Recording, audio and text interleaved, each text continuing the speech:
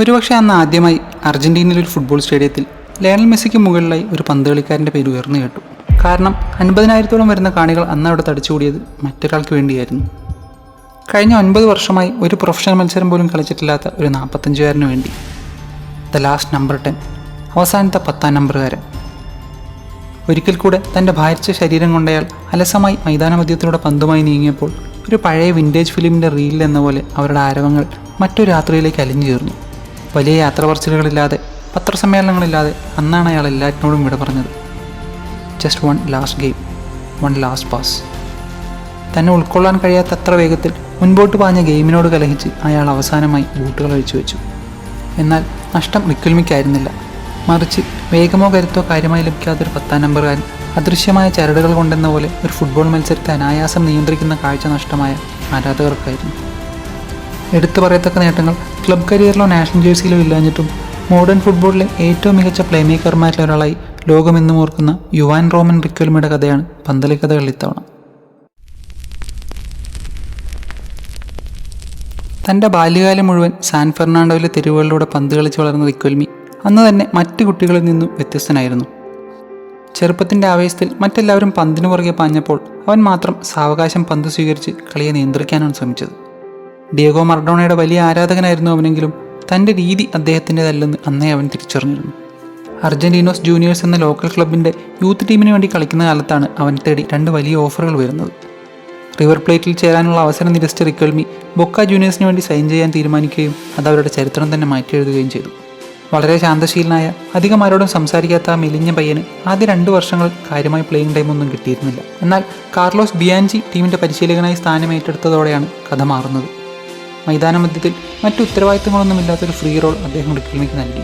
ശരീരവേഗത്തിൻ്റെ കാര്യത്തിൽ അവൻ അത്ര മുൻപന്തിയിലല്ലായിരുന്നെങ്കിലും മറ്റാരും ചിന്തിക്കുന്നതിന് മുൻപേ മൈതാനത്തിലെ അവസരങ്ങളും ഒഴിഞ്ഞ സ്പേസും കാണാൻ അവന് അനിതസാധാരണമായ കഴിവുണ്ടായിരുന്നു. തുടർച്ചയായി 2 തവണ ലീഗ് കിരീടവും നീണ്ട 22 വർഷങ്ങൾക്ക് ശേഷം കോപ്പ ലിബർട്ടഡോസ് ട്രോഫിയും സ്വന്തമാക്കിയ അവരുടെ സമീപകാല ചരിത്രത്തിലെ ഏറ്റവും വലിയ വെല്ലുവിളി അവരെ കാത്തിരിക്കുന്നതേ ഉണ്ടായിരുന്നുള്ളൂ.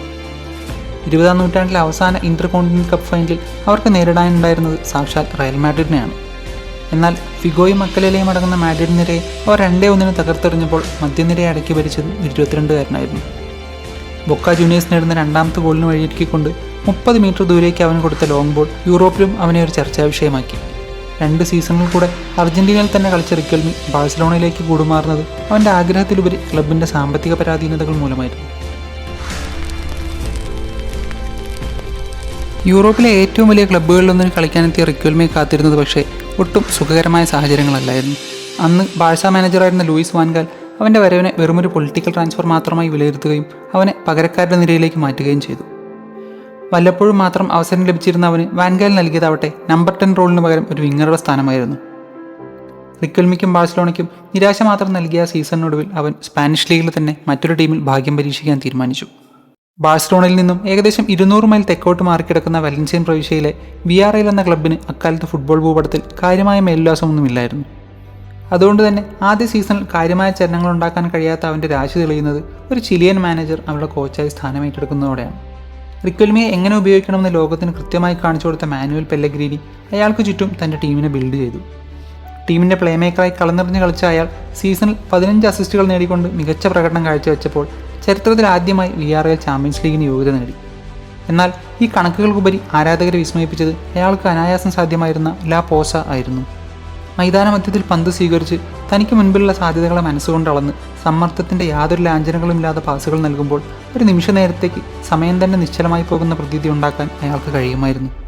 തങ്ങളുടെ ആദ്യ ചാമ്പ്യൻസ് ലീഗ് ക്യാമ്പയിനിൽ തന്നെ വിയാറയിൽ പുറത്തെടുത്ത ഫ്രീ ഫ്ലോയിങ് ഫുട്ബോൾ അവർക്ക് ഒരുപാട് ആരാധകരെ നൽകി. ഗ്രൂപ്പ് മത്സരത്തിൽ മാഞ്ചസ്റ്റർ യുണൈറ്റഡിനെ പരാജയപ്പെടുത്തിയ അവർ റേഞ്ചേഴ്സിനെയും ഇന്റർ മിലാനെയും മറികടന്ന് സെമിഫൈനൽ വരെ എത്തി. ആദ്യ ഭാഗത്തിൽ ആഴ്സണലിനെതിരെ 1 ഗോളിന് പരാജയപ്പെട്ടെങ്കിലും തങ്ങളുടെ ഹോം ഗ്രൗണ്ടിൽ വെച്ച് നടന്ന റിവേഴ്സ് പിക്ചർ അവർ ശക്തമായ പോരാട്ടം തന്നെ കാഴ്ചവെച്ചു. മത്സരത്തിൻ്റെ 88ാം മിനിറ്റിൽ തങ്ങൾക്ക് ലഭിച്ച പെനാൽറ്റി കിക്ക് എടുത്തത് ടീമിലെ വിശ്വസ്ത പെനാൽറ്റി ടേക്കറായ റിക്വൽമി തന്നെയായിരുന്നു.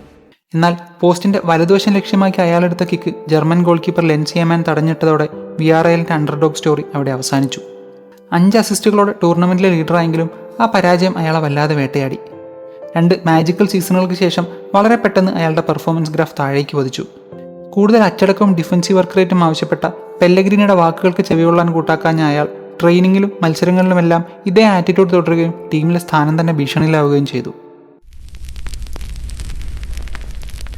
അർജന്റീനയുടെ നീലക്കുപ്പായത്തിൽ കാര്യമായി തിളങ്ങാനുള്ള ആദ്യ അവസരം അയാൾക്ക് ലഭിക്കുന്നത് 2005 കോൺഫെഡറേഷൻസ് കപ്പിലാണ്. ഹൊസെ പെക്കർമാന് കീഴിൽ ടീമിലെ പ്രധാന താരമായി തിളങ്ങിയ അയാൾ 2 ഗോളുകളും നിരവധി അസിസ്റ്റുകളുമായി ടീമിന്റെ നെടുന്തൂണായി. ഫൈനലിൽ ബ്രസീലിനോട് തോൽക്കേണ്ടി വന്നെങ്കിലും ടൂർണമെന്റിലെ സിൽവർ ബോൾ കരസ്ഥമാക്കിയ റിക്വൽമി 2006 ലോകകപ്പിനുള്ള ടീമിലും ഇടം പിടിച്ചു. ആദ്യ മത്സരത്തിൽ ടൂർണമെന്റ് കറുത്ത കുതിരകളാവാൻ സാധ്യതയുള്ള ടീമെന്ന് എല്ലാവരും പ്രഖ്യാപിച്ചിരുന്ന ഐവറി കോസ്റ്റിനെയാണ് അവർക്ക് നേരിടാനുണ്ടായിരുന്നത്. 2-1 അർജന്റീന വിജയിച്ച ആ കളിയിൽ അവർ നേടിയ 2 ഗോളുകളിലും റിക്വൽമിയുടെ വിഷനും സെറ്റ് പീസുകളുടെ വൈഭവവും കാണാമായിരുന്നു. മെസ്സിയുടെ അരങ്ങേറ്റത്തിന്റെയും ലോകപ്രശസ്തമായ 24 പാസ് ഗോളിന്റെയും പേരിൽ അറിയപ്പെടുന്ന അടുത്ത മത്സരത്തിലും മിക്ക മുന്നേറ്റങ്ങൾക്ക് പുറകിലും അയാളുടെ അദൃശ്യകരങ്ങൾ തന്നെയായിരുന്നു. എക്സ്ട്രാ ടൈം വരെ നീണ്ട പ്രീ ക്വാർട്ടർ മത്സരത്തിൽ മെക്സിക്കോയെ 2-1 പരാജയപ്പെടുത്തിയ അർജന്റീനയ്ക്ക് ക്വാർട്ടറിൽ നേരിടാനുണ്ടായിരുന്നത് ശക്തരായ ജർമ്മൻ നിരയായിരുന്നു. റിക്വൽമിയുടെ ഒരു മികച്ച കോർണർ കിക്കിന് കൃത്യമായി തലവെച്ച റോബർട്ടോ അയാളയിലൂടെ അർജന്റീന ലീഡ് നേടിയെങ്കിലും സമനില ഗോളിനായി പൊരുതിയ ജർമ്മനി തിരിച്ചറിയാനുള്ള ശ്രമങ്ങൾ നടത്തിക്കൊണ്ടേയിരുന്നു.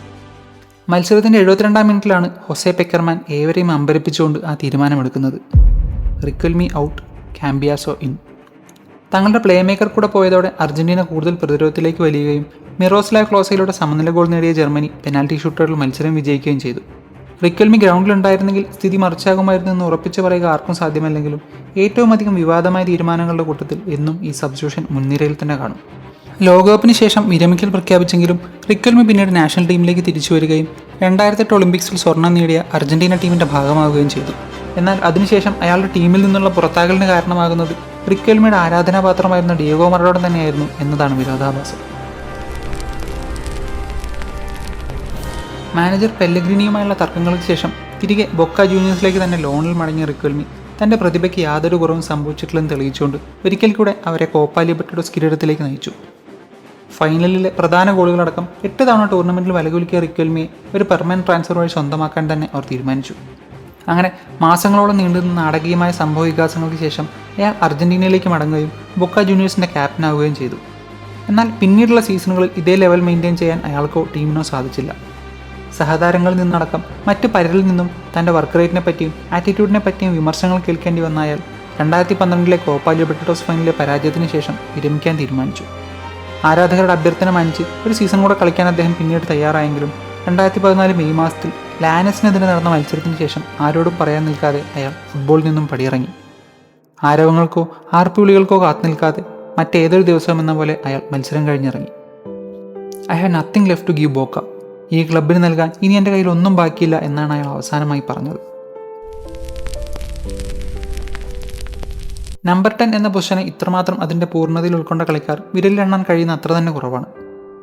ഒരു പ്ലേ മേക്കർക്ക് വേണ്ട വിഷനും കമ്പോഷറും പാസിംഗ് മികവും സെറ്റ് പീസുകളിലെ കൃത്യതയുമെല്ലാം അയാൾക്ക് വേണ്ടുവോളം ഉണ്ടായിരുന്നു. പരമ്പരാഗത നമ്പർ 10 പൊസിഷന് വംശനാശം സംഭവിച്ചു തുടങ്ങിയ കാലത്ത് പോലും അയാൾക്ക് തൻ്റെ ഈ സുപ്രീം സ്കിൽ സെറ്റ് ഉപയോഗിച്ച് പിടിച്ചു നിൽക്കാൻ കഴിഞ്ഞു. എന്നാൽ മിക്ക ജീനിയസുകൾക്കും ഒരു പോരായ്മ ഉണ്ടാവും. അത് തങ്ങളെ ജീനിയസ് ആക്കുന്നത് എന്തോ അതിൽ നിന്നും ആരെന്തു പറഞ്ഞാലും അല്പം പോലും വ്യതിചലിക്കാൻ തയ്യാറാവുകയില്ല എന്നതാണ്. അറ്റാക്കിംഗ് മിഡ്ഫീൽഡിൽ നിന്നും കൂടുതൽ വർക്ക് റേറ്റും ഡിഫൻസീവ് പാർട്ടിസിപ്പേഷനും ആവശ്യപ്പെട്ട പരിശീലകരോടെല്ലാം മുഖം തിരിക്കാനാണ് റിക്വൽമി തീരുമാനിച്ചത്.